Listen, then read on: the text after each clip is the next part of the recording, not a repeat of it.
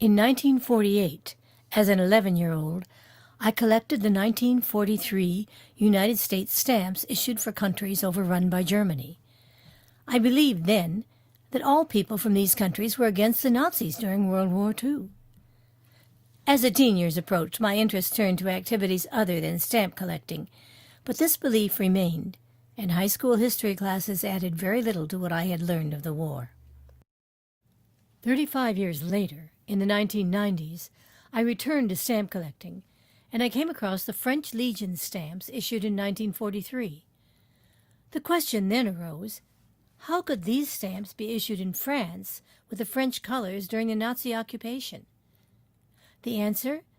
There were volunteers from France who fought alongside the Germans against the Allies, primarily on the Russian front. Later, I discovered there were other countries with volunteer legions in the German army.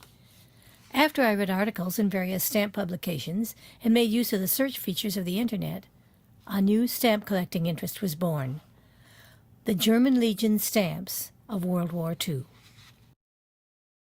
The German legions were made up of volunteers from either neutral or occupied countries. These badge patches were just a few of the helmet badges representing the 34 nations fighting alongside the Waffen-SS.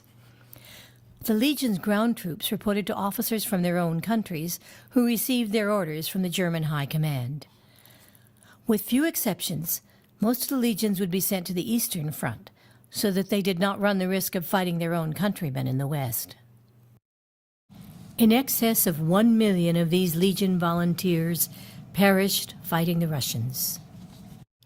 The Legion of Volunteer French was made up of right-wing Frenchmen and French POWs.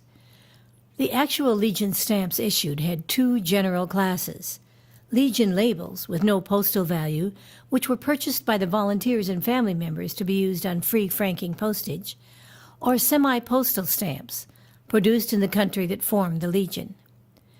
This is one of the first Legion stamps produced by the French. The Russian polar bear under attack by the symbolic sword honoring the Legion of Volunteer French illustrates France's strong hatred for Communist Russia. In fact, hatred and fear of Russia within these conquered countries was so extreme in some cases as to overshadow people's reaction to Nazi atrocities and executions of innocent civilians. The gray-green stamp label shows a German Ju-88 flying toward Russia. The red stamp label shows a German fighter returning from a Russian mission. Even though these stamps may give the impression of French Legion soldiers flying, in reality, all the aircraft were flown by German pilots. These same stamps are overprinted in French with the words Eastern Front to call more attention to the bravery of the French Legion fighting in Russia.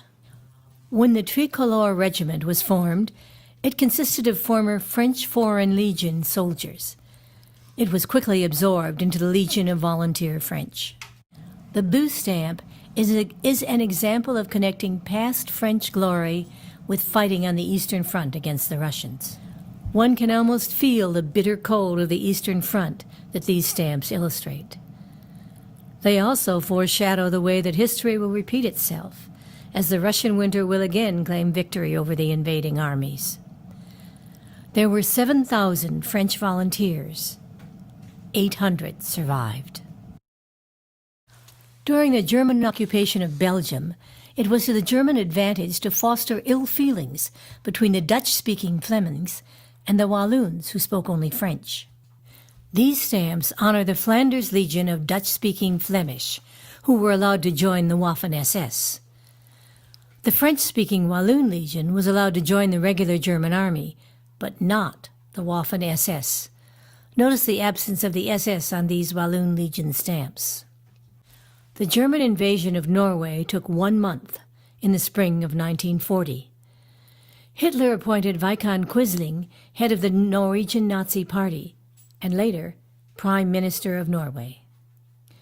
Apart from the individual country legions, the Nordland Legion was comprised of Danes, Norwegians, Dutch, and Belgians, who fought alongside the Finnish army.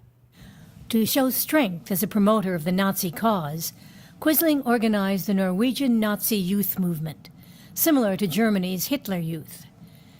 These two small labels were printed for the Norwegian youth movement, which was planned as a blueprint for other German-occupied countries. All physically fit Norwegian children between the ages of 10 and 18 were required to join. This program was intended to provide an endless supply of German Legion soldiers for generations to come. In April 1940, the Germans invaded Denmark and met with no resistance. Danish volunteers were recruited for the Nordland Regiment to fight on the Eastern Front. Christian Frederick, Count von Schalburg, became commander of this German-Danish Legion and fought and died on the Eastern Front.